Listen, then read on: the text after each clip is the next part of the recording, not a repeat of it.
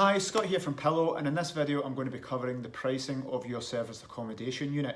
I want to cover this topic in the video because it's one of the questions I get asked a lot. People very excited when they're speaking about serviced accommodation, and the general base question is, how much will I get a night for my unit?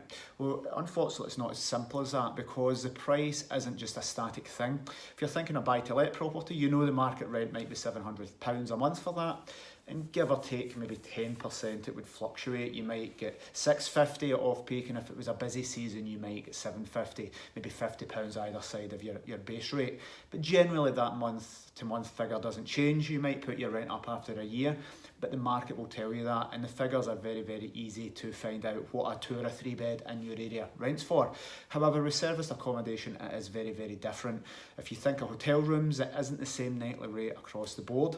So when people ask me what's the nightly rate, well, there's maybe averages, or there's maybe a lower and an upper limit of what we would charge. So for every single property, we look at every single night of every single week. We have our property price planning sheet here. So when we get a new property, a big chunk of what we do, it takes up a lot of time. Once the person signs the management agreement, it's definitely going ahead, we will fill out this document in its entirety. So every single week it's priced. Might not be able to see it, but we're talking a weekday rate and a night rate as well.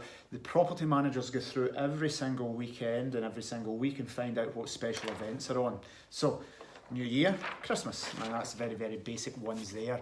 We can have different things happening in your area. So for example, down in Portpatrick, it's Portpatrick Lifeboat Week. The moat is booked out a year in advance, and it's one of the busiest weeks of the year. Christmas and New Year are always busy.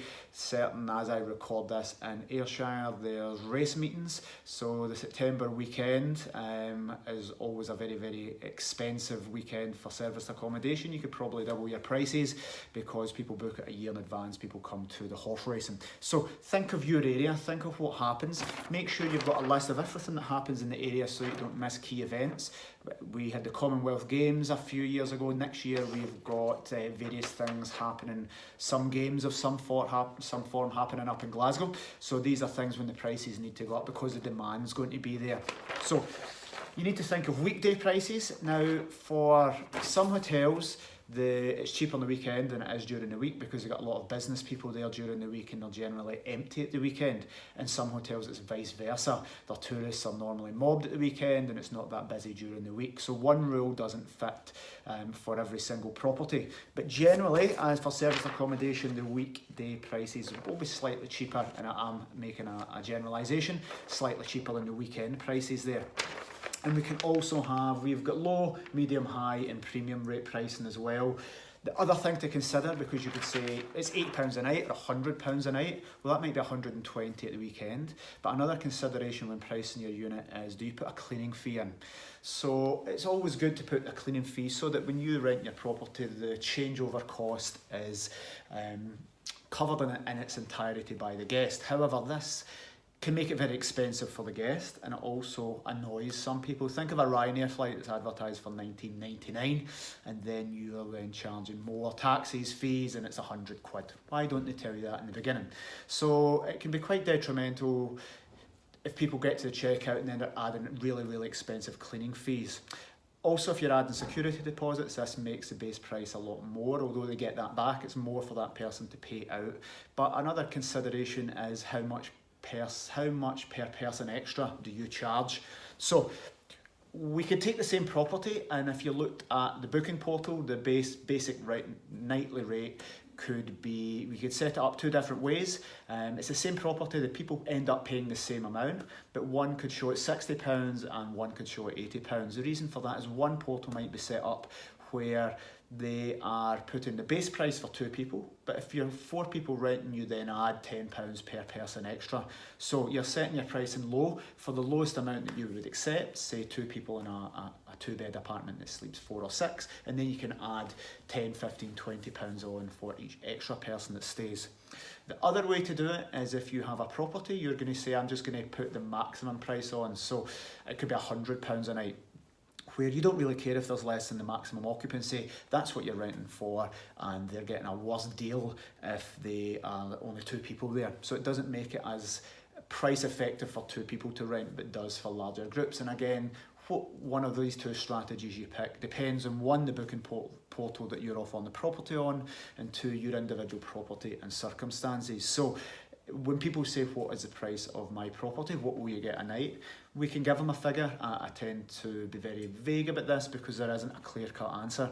If you think of New Year's night, it's going to be probably twice the amount of the money that you could be getting in a rainy January, the first, second week in January. There's exceptions to this, of course, in different areas when different things are happening and different tenants, not just the holiday let market, but it could be contractors who you could even get even more at off-peak. But as a general rule, there's so many different factors. But my advice is get your chart out every single weekday, every single weekend price. Find out what your cleaning rate's going to be. Find out how many, if you're going to make a charge for people staying extra, do you price it as just a total price for the house, for the most amount that it sleeps to maximise getting the most amount of money, or do you make it more cost effective for smaller groups, put the base price low and then add 15, 20, whatever pounds per person per night. So these are all the factors that need to be taken into consideration. There isn't a right answer. You can do your market research and you can see comparables, but sometimes it's just experience and gut instinct that tell you the right price for this. And again, one other thing that we throw into the mix is that there is different pricing for the life cycle of your property. If you're putting a property on, for us it's important that you get some good reviews very, very quickly and get some people booking it quickly. So we would offer it at a much lower price to incentivise people to stay. Then that's a launch phase. We then have a growth phase where we're getting bookings, we're tweaking the prices and putting the prices up every few weeks for the future. We know it's doing well, but we don't want to jump in too soon to put the prices up and cut off the demand. So we simply tweak it up nice and gently. And then in the maturity phase, this is a nice phase for every property to be at. That is the phase where we've got lots of bookings, we can be fussy, we can put the prices up, we can charge a cleaning fee because we've got 30, 40, 50 5-star ratings, we've got traction and we've got lots of bookings in the calendar, so we can afford to be that little bit more choosy about who we take. So the life cycle of where your property is, the launch, the growth or the maturity stage also plays a factor. But again, we tweak all these things. So for us, our property managers look at the prices every single week, tweak them as need be. Sometimes they put them up and it works and it's fantastic and they can get 20% more money in the next 2 months. Sometimes it doesn't work and it just takes it above that ceiling price for your area, maybe slightly more expensive than the current competition in your area, and we need to lower it again. So there isn't a right and wrong answer when it comes to pricing. It's totally experience, it's knowledge of the market, it's going with your gut intuition, and it's seeing what all your competitors and other people are doing. So I hope this helps.